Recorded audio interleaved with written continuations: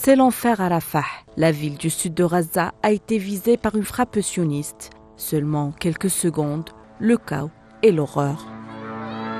Au moins 12 Palestiniens sont tombés en martyrs depuis l'aube d'aujourd'hui dans un nouveau bombardement sioniste. Parmi les victimes, on dénombre des enfants et des femmes.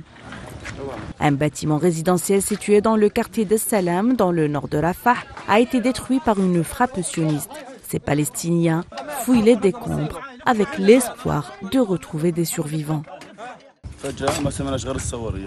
Nous étions assis et tout à coup une frappe a touché le bâtiment. L'armée d'occupation a dit que c'est une zone sûre, mais ce n'est pas le cas. Qu'ont fait de mal les enfants qui sont tombés en martyrs et les personnes disparues. Il y a 2 disparus et 5 martyrs. Certains ont été transportés à l'unité des soins intensifs. Qu'est-ce que les enfants ont fait de mal? Ils ne disposent pas de missiles.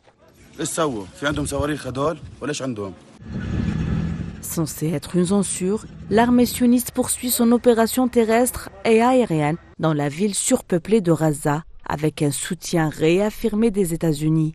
Ce n'est pas la première fois que les Américains s'assoient sur les lignes rouges qu'ils ont eux-mêmes tracées. Washington continue de soutenir le génocide malgré ses transgressions.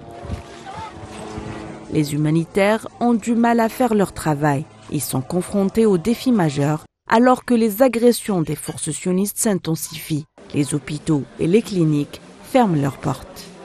Les secouristes, eux, ont du mal à transporter les blessés à travers les routes complètement endommagées et mettant en garde contre la crise des communications à Rafah et la complexité de l'identification des zones décrites comme sûres.